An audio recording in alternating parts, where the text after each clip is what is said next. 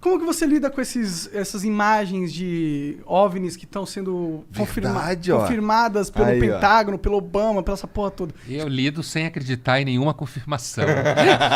Mas você não para pra pensar assim, caralho, que interessante. Não. O Pentágono falou que realmente tem um drone que eles não sabem de onde vem essa tecnologia, eu não acho que o Pentágono falou isso. Eu acho que é só... coisa pra mídia. Vocês já leram o Carl Sagan?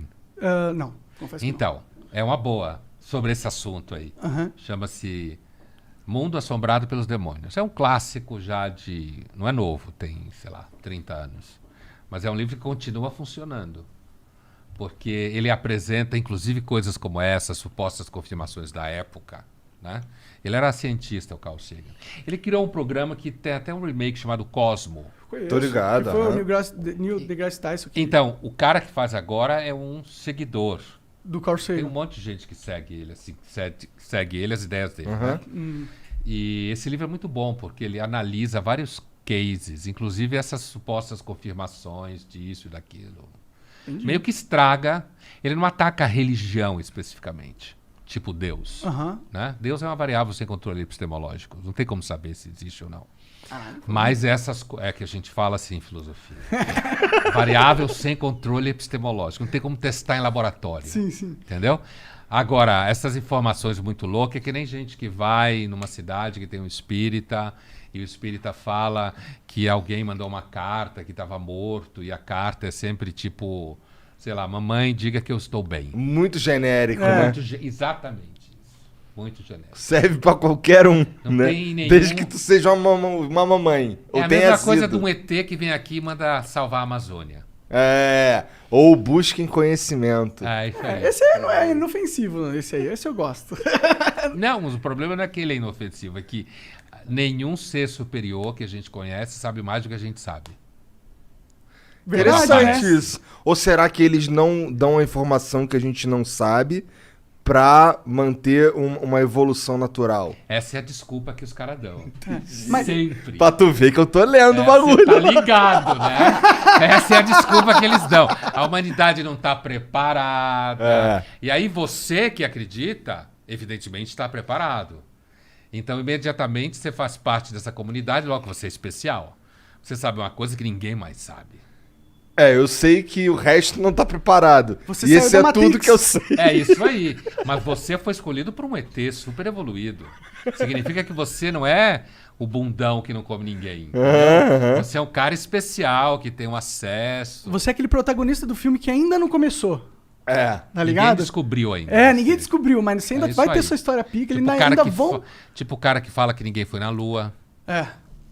Caralho, tem esses caras, né, mano? Filmado na Islândia. Então- A Lua era a Islândia ou era a Turquia. Então, os caras falam que essas imagens aí de Marte agora é feita ali num deserto. Na lá Zona nos- Leste. uns bagulho assim, ó. Deve ser aqui do lado, né?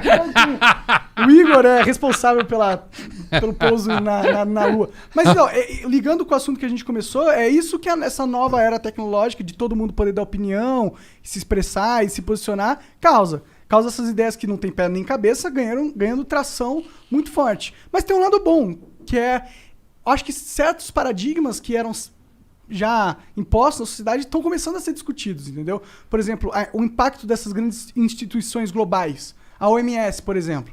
Eu acho que a gente, por estar nesse mundo onde está todo mundo se falando, esse poder que eles tinham, essa referência de ser eu sou a Organização Mundial da Saúde, eu controlo a saúde no mundo. Esse negócio esse espantalho foi aparecendo na minha visão. Porque com a internet, a tecnologia, a gente viu que nem a OMS no começo sabia lidar com a parada. Eles falaram que tinha que usar máscara, aí depois eles falaram que máscara não funcionava. Aí depois voltaram atrás e falaram que máscara funcionava. Entendeu? Aí falaram que tinha que fazer de um jeito, aí falaram que tinha que fazer do outro. Entendeu? Aí você falou, porra, os caras são os caras que eram pra ser a referência máxima de saúde no mundo, e eles aqui na internet estão passando de palhaços, pô. O problema é que assim, não. Primeiro essa coisa da máscara, especificamente, da gripe espanhola já se discutiu máscara. Então, o fato é que a gente normalmente não aprende muito coisa com a história. O próprio Hegel, aquele filósofo do final do 18, começo do 19, que criou a história da dialética lá, ele dizia, uma das coisas que a gente aprende com a história é que a gente não aprende nada com a história. Então, esse caso específico de máscara, quando você pega qualquer material de jornal da época, ou livros que foram escritos sobre a gripe espanhola há 102 anos, você tem lá essa discussão, lockdown, não lockdown, usa máscara, não usa máscara, fecha isso, abre aquilo. Entendi. Quer dizer, isso já rolava há 102 anos atrás. Existia comércio naquela época. Assim como nas outras eventos de peste se usava máscara. Você tinha máscaras na época que se usava. Então, esse é um tema que já circula na história das pestes. Agora, sobre essa coisa do critério que você fala, Monark, é uma coisa interessante e bastante séria, que é o seguinte. Na verdade, a gente vai num processo de crítica dos paradigmas, que nem você falou, no caso da OMS é o paradigma institucional, né? A gente vai nessa crítica, só que a gente não vai ter nada para pôr no lugar. Certo? A gente não tem nada para pôr no lugar. Porque o que acontece é quando a gente começa a relativizar tudo, que é uma coisa que na filosofia começou a rolar uns 2.500 anos atrás, a Grécia, né? Foi quem inventou esse negócio de relativizar as coisas. Foi mais ou menos quando começou toda essa história de filosofia?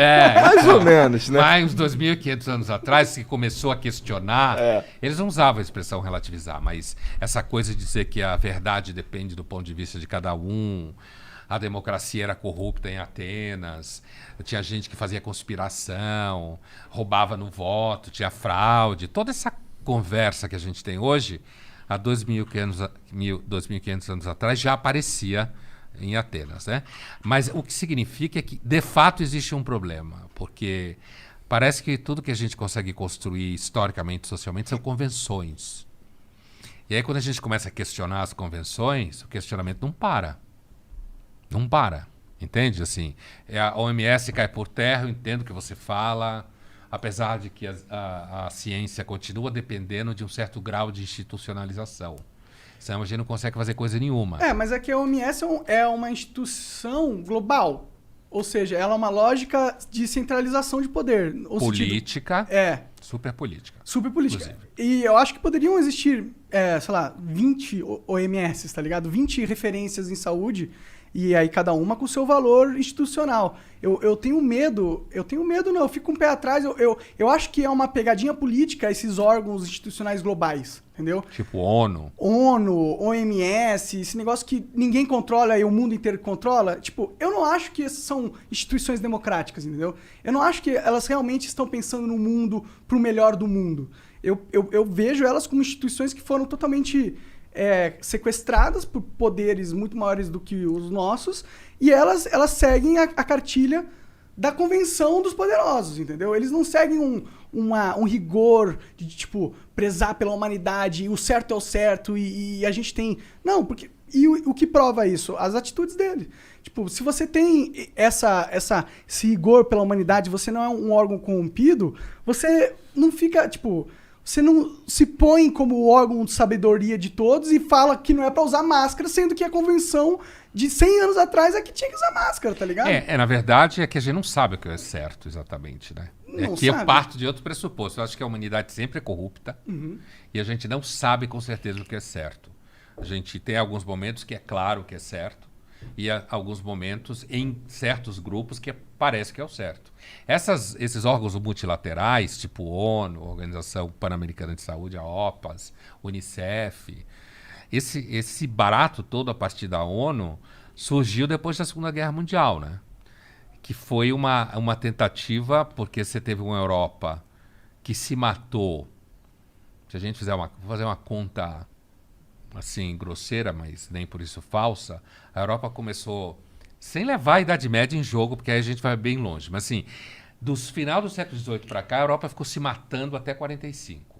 E também se matou nos Balcãs nos anos 90, né? Mas assim, então a Europa entrou, e com o surgimento da Revolução Industrial, ao longo do 19, se matou muito. Muita violência que acabou na Primeira e na Segunda Guerra Mundial, com a gripe espanhola no final da Primeira Guerra Mundial. Então, esses órgãos multilaterais, eles têm o objetivo de meio que institucionalizar conflitos. A política é sempre ruim, mas sem ela é pior. Então, eu entendo o que você fala. Então, seria melhor, por exemplo, ter órgãos locais. O problema é como partir da ideia para a realização das coisas. Na vida real, é tudo sempre pior do que tem na ideia.